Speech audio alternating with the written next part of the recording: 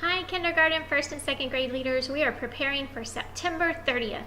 September is a 5-Sunday month, so thank you guys for hanging in there with us and leading kids through a long month, but it's been a great month as we started in the beginning with God creating the world and people and creating people in His image, and sin entering the world through Adam and Eve and their decisions in the garden, and how that sin separated them from relationship with God, and how God had to make a plan, or had a plan in the very beginning of how He was going to fix that separation of sin from man. And then last week we touched on Noah and the ark, and how God used that as a way to help us see His promises, and that He keeps His promises through not ever having a flood that wipes out the world again. Remember, this is not just like a hurricane kind of flood. This was a flood that wiped out the whole world.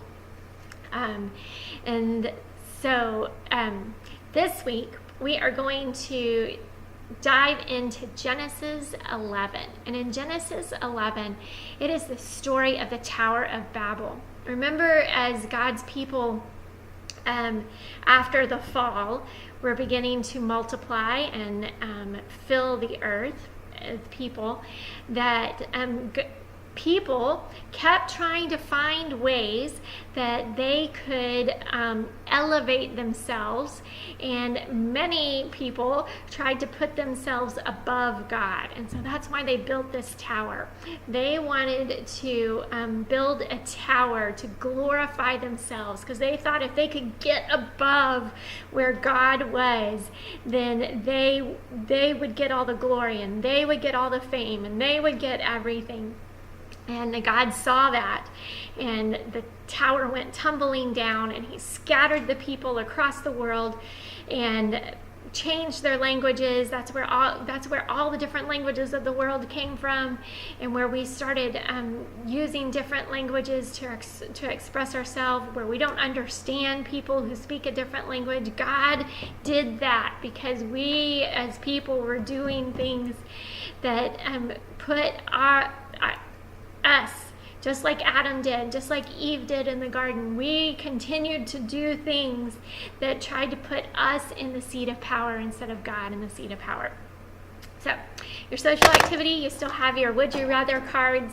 If your kids are getting tired of your Would You Rather cards, I'm going to put some cards out, some regular cards out this week for them to play Go Fish, or any other game that they'd like to play as well. So, really up to you as a small group leader. I do encourage you to do these activities.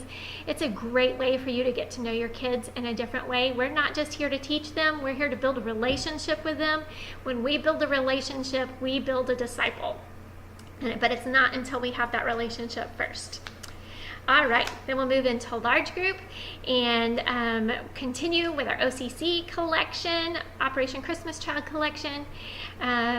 Remember, you can fill shoe boxes, you can contribute change, you can come to one of the packing parties the 1st of October. You could host your own packing parties. There are so many ways for all of us as a church to be involved in this and to spread the message of Jesus across the world, like the people from this story in Genesis. All right.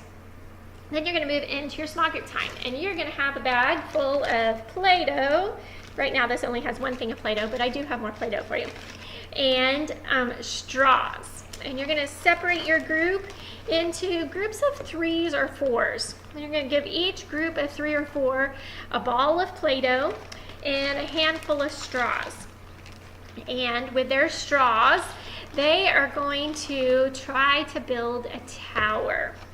Their tower can be tall. Their tower could be strong. Just encourage them to work together and figure out ways that they can build their tower.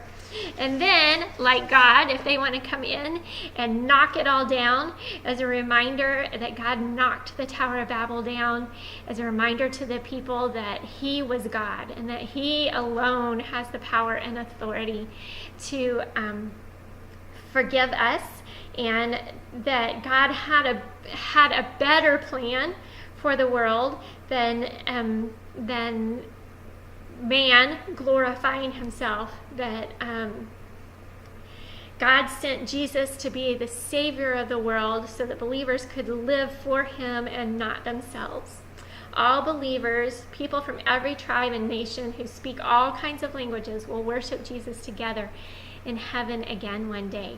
We got a taste of this one time when we were in Jerusalem, and we were in the garden, or by the garden tomb, and we were all singing worship songs, and there were different groups from all over the world singing worship songs together, and the sounds of all of those songs together were so beautiful and such an amazing picture of how when God brings Jesus back and we all get to join him in heaven, how we will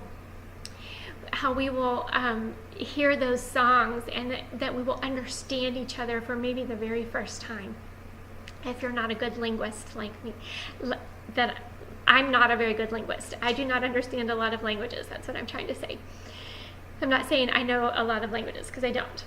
In fact, when I have to speak Spanish, I speak French instead, because I learned French. So, no way, no.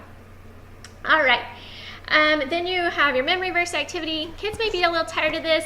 Find another creative way for them to help learn the memory verse, or maybe you want to